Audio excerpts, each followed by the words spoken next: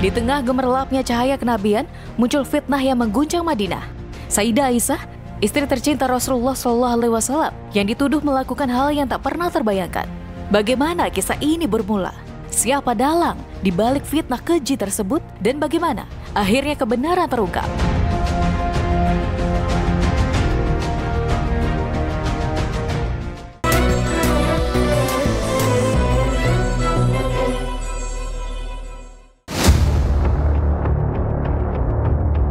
Assalamualaikum warahmatullahi wabarakatuh. Pemirsa yang dirahmati Allah, Al-Quran telah menjadi pedoman hidup bagi umat Islam. Ada banyak kisah yang terkandung di dalamnya, dan salah satunya adalah kisah dari istri tercinta Nabi Muhammad SAW, yakni Sayyidah Aisyah. Aisyah dikenal sebagai seorang wanita yang cerdas, berwawasan luas, dan menjadi sumber ilmu bagi umat Islam. Salah satu kisah penting yang terkandung dalam Al-Quran mengenai beliau adalah peristiwa fitnah yang terjadi di surah An-Nur, ayat 11 hingga 20. Kehormatan Sayyidah Aisyah yang terjaga melalui wahyu ini menjadi bukti bahwa Allah Subhanahu wa Ta'ala sangat peduli terhadap kebenaran dan kehormatan umatnya, terutama orang-orang yang mulia seperti Aisyah, yang merupakan istri Rasulullah SAW. Pada tahun 613 Masehi, di tengah cahaya kota Mekah yang bersinar, lahirlah seorang wanita luar biasa, seorang gadis yang kelak akan menjadi salah satu wanita paling cerdas dalam sejarah Islam, yakni Sayyidah Aisyah binti Abu Bakar, putri dari Abu Bakar Ash-Shiddiq, sahabat dekat Rasulullah dan khalifah pertama setelah wafatnya Nabi SAW. Sejak kecil, Aisyah menunjukkan kecerdasan yang luar biasa, memikat hati banyak orang dengan pengetahuannya yang dalam. Ketika ia dipersunting oleh Rasulullah SAW pada usia muda, ia tak hanya menjadi istri tercinta, namun ia juga sangat dihormati oleh Rasulullah SAW. Aisyah bukan hanya seorang istri, tetapi seorang wanita yang berbakat dalam ilmu pengetahuan. Beliau meriwayatkan lebih dari 2000 hadis dan menjadi sumber ilmu bagi umat Islam. Tafsir, fikih, dan sejarah Islam tak bisa dilepaskan dari peran besarnya. Selain itu, Aisyah memiliki peran penting dalam berbagai peristiwa penting dalam sejarah Islam, seperti pertempuran Yamamah dan Perang Jamal, serta dikenal karena kecerdasannya dalam berdiskusi dan memberikan nasihat kepada umat Islam. Namun, hidupnya tidak selalu berjalan mulus. Di tengah cahaya dan kehormatan, sebuah fitnah besar datang menghancurkan nama baiknya.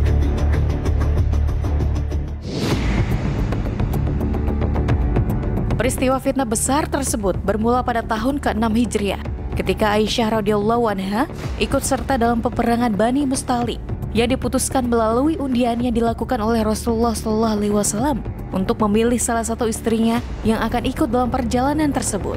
Setelah perang usai, saat kaum muslimin dalam perjalanan pulang, mereka berhenti sejenak untuk beristirahat. Aisyah yang hendak pergi buang hajat tanpa sadar kehilangan kalung kesayangan pemberian dari Rasulullah SAW. Ia pun kembali ke tempat semula untuk mencarinya. Ketika Aisyah kembali, rombongan kaum muslimin sudah melanjutkan perjalanan pulang ke Madinah tanpa menyadari bahwa Aisyah tidak ada di dalam haudaj atau tandu yang mereka angkat.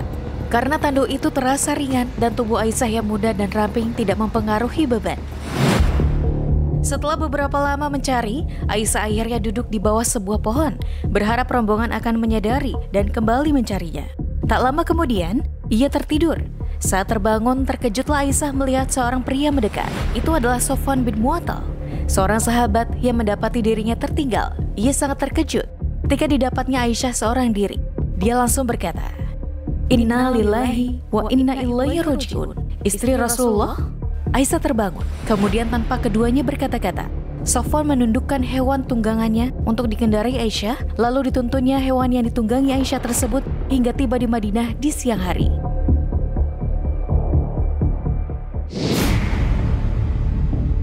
Kabar ini segera berkembang menjadi isu besar yang mengguncang seluruh Madinah, menyebar cepat layaknya api yang membakar rumput kering. Para munafik yang dipimpin oleh Abdullah bin Ubay bin Salul dengan licik dan tanpa rasa takut mulai menyebarkan fitnah mengerikan tentang Aisyah dengan tuduhan yang sangat keji bahwa beliau telah melakukan perbuatannya sangat tercela. Taktik jahat mereka menyebar dengan begitu cepat, seolah-olah kebenaran sudah tidak lagi dapat ditemukan di antara kabar burung yang beredar. Tragisnya, bukan hanya kaum munafik yang terperangkap dalam kebohongan ini, tetapi juga beberapa kaum muslimin yang seharusnya menjadi benteng kebenaran justru ikut termakan oleh berita dusta tersebut. Nama-nama yang seharusnya menjadi penjaga keadilan seperti Mistah bin Sasah, seorang sahabat yang dekat dengan Rasulullah, Hasan bin Sabit, penyair yang selama ini dikenal menjaga kehormatannya, dan Hamnah binti Jahsy, seorang wanita yang mulia, juga ikut menyebarkan fitnah itu tanpa menyelidiki kebenarannya. Berita bohong yang begitu merusak ini menyebar luas ke seluruh penjuru Madinah, merusak nama baik Aisyah dan mengguncang hati umat, menyebabkan kebingungan dan perpecahan di kalangan kaum muslimin. Mereka yang selama ini setia pada Rasulullah kini terpecah oleh kecamuk berita yang menyesatkan.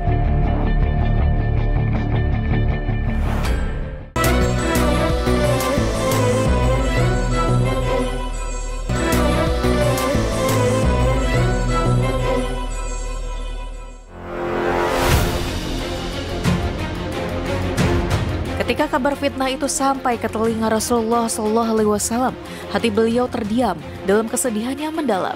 Tak ada kata yang keluar dari bibirnya, hanya kesunyiannya mencekam. Rasulullah segera memanggil sahabat-sahabat dekatnya, orang-orang yang selalu setia di sisi beliau. Dengan wajah yang penuh kebingungan dan hati yang penuh keraguan, beliau meminta pendapat mereka mengenai peristiwa yang begitu menguji keimanan ini. Di antara mereka, Ali bin Abi Thalib yang selalu bijak dalam menghadapi setiap persoalan, menyarankan secara halus dan penuh pertimbangan agar Rasulullah mempertimbangkan untuk menceraikan Aisyah sebagai langkah untuk menghindari segala kemungkinan buruk yang dapat menodai kehormatan keluarga beliau. Namun, suara lain terdengar penuh keyakinan dan keberanian.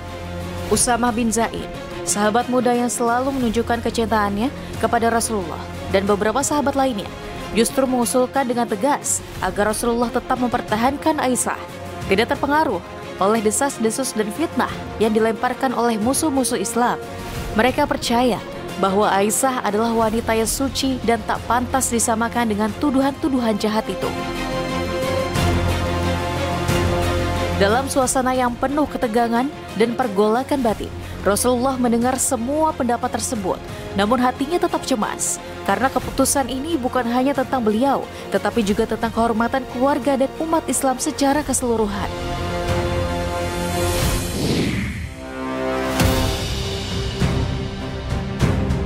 Namun sejak kepulangannya, Aisyah radhiyallahu anha merasa penderitaannya mendalam.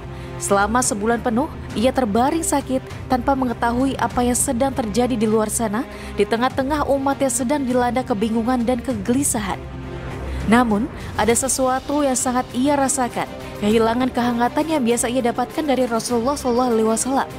Dulu, setiap kali ia sakit, Rasulullah selalu mendekapnya dengan kelembutan dan kasih sayang yang tiada tara. Tapi kali ini, kelembutan itu tidak datang. Keheningan itu menambah kepedihan hatinya dan rasa kesepian semakin mendalam.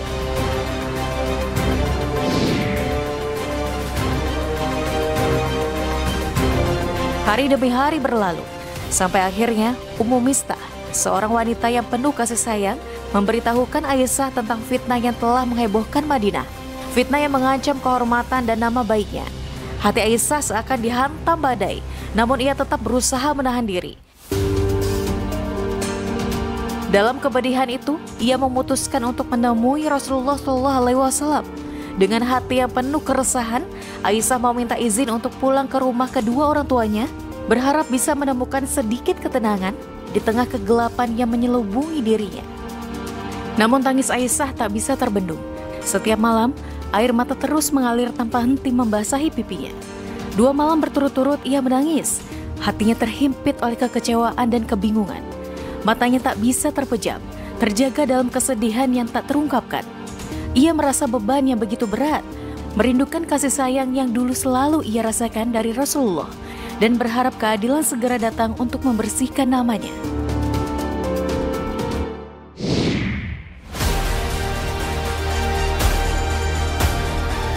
Nabi Muhammad SAW dengan kebijaksanaan yang luar biasa tidak langsung menghakimi atau membenarkan kabar yang beredar mengenai Aisyah. Beliau tetap diam, menahan setiap kata, karena di hatinya ada keraguan yang hanya bisa diselesaikan dengan wahyu dari Allah. Rasulullah SAW kemudian berkata kepada Aisyah dengan lembut, "Jika engkau tidak bersalah, maka Allah akan membersihkan namamu. Namun, jika ada kesalahan, maka mohonlah ampunan darinya." Kata-kata itu mengguncang hati Aisyah, membuat air matanya kembali mengalir deras. Hampir saja tak terkendali. Kesedihan dan kerisauan yang ia rasakan kini seolah merasuk dalam setiap hela nafasnya. Namun Aisyah dengan keteguhan hati yang luar biasa menanggapi kata-kata Rasulullah dengan penuh kesabaran. Dalam isak tangisnya, ia mengungkapkan bahwa dirinya akan tetap sabar dan menunggu dengan penuh harap sampai Allah memberikan pembelaannya. Dia tahu kebenaran akan datang pada waktunya dan Allah akan membersihkan namanya dari fitnah yang begitu mengerikan. Sambil menahan tangis, Aisyah menegaskan kesabarannya meski ujian yang dihadapinya begitu berat.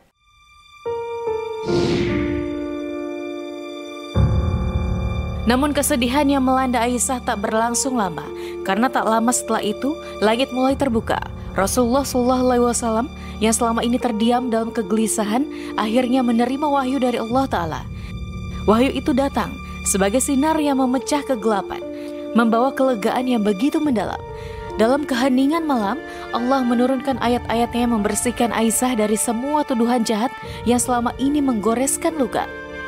Saat wahyu itu diterima, hati Rasulullah yang penuh kecemasan seketika tenang, dan kebahagiaan yang lama hilang akhirnya kembali. Allah Ta'ala dengan jelas menunjukkan kebenaran, dan Aisyah radhiyallahu anha yang telah menderita begitu lama, kini terbebas dari segala fitnah yang menimpanya.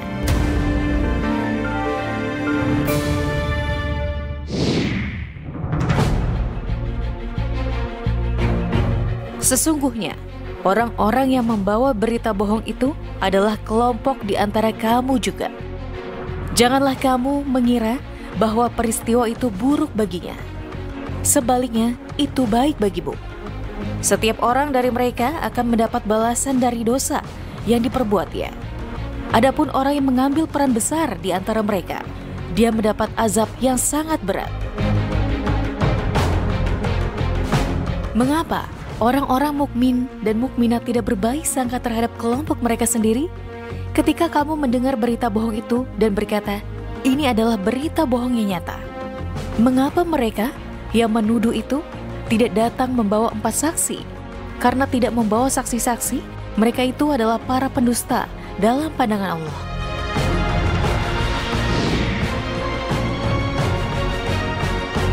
Kegembiraan yang meluap-luap memenuhi hati Rasulullah SAW saat wahyu dari Allah akhirnya datang.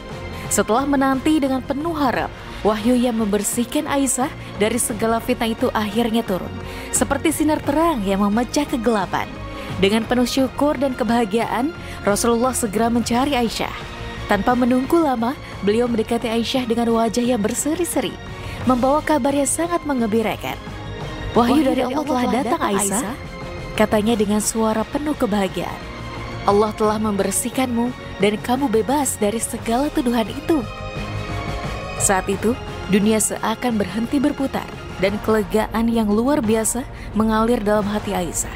Seolah beban yang mengempaskannya selama ini tiba-tiba terhempas.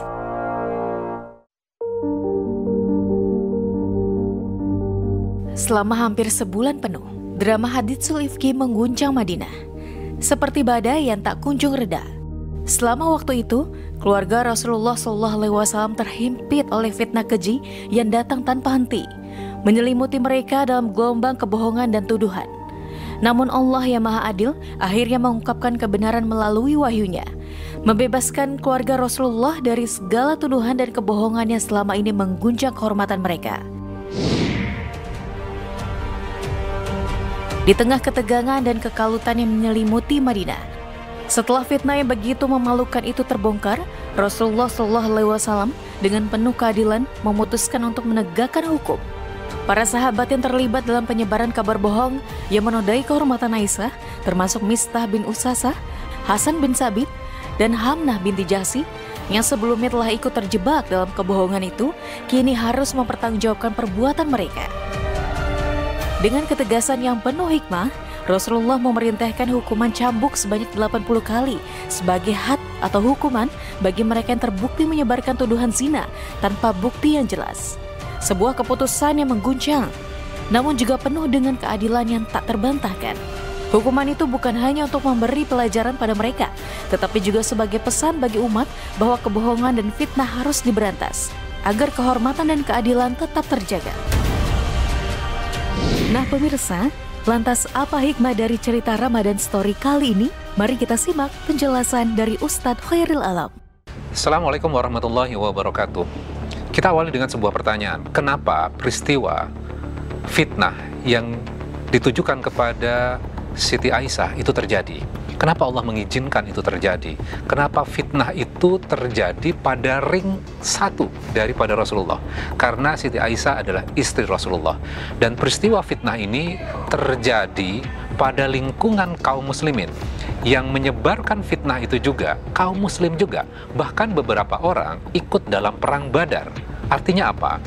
Bisa jadi orang yang sholat, orang yang sedekah, orang yang zikir, kadang lisannya juga bisa terpeleset dengan sangat ringan sekali menyebarkan fitnah itu. Atau paling tidak ikut menyebarkan sesuatu yang belum pasti kebenarannya. Nah, kita awali dengan sebuah kajian untuk melihat hal ini tentunya dari Al-Quran. Karena Allah sendiri menurunkan ayat terhadap fitnah yang ditujukan kepada Siti Aisyah. Kita bisa baca dari surat An-Nur, mulai dari ayat 11 sampai ayat ke-20. Jadi, para penonton sekalian, silahkan nantinya dibaca ayatnya untuk kita merenungkan kembali.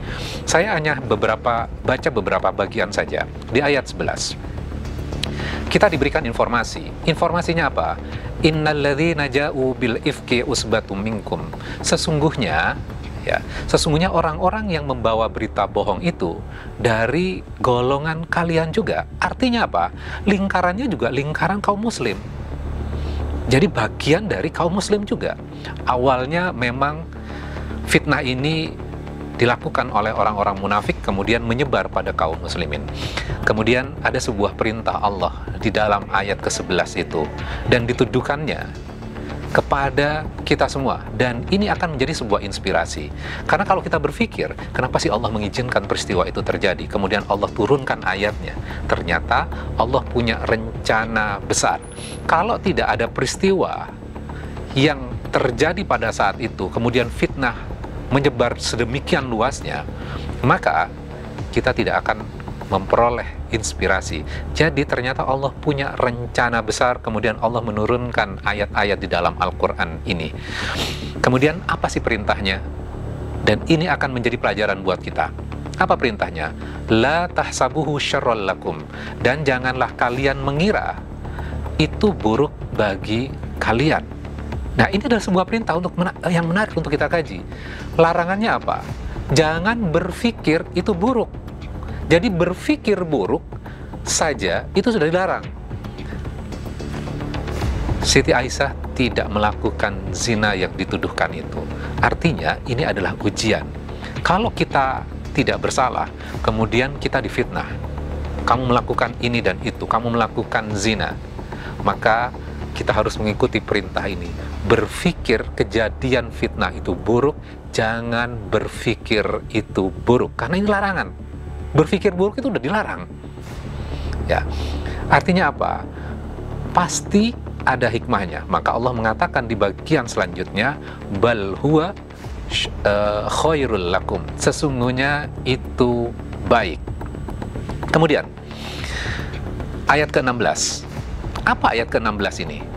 Walaula idza sami'tumuhu qultum ma yakunu lana an natakallama bihadza.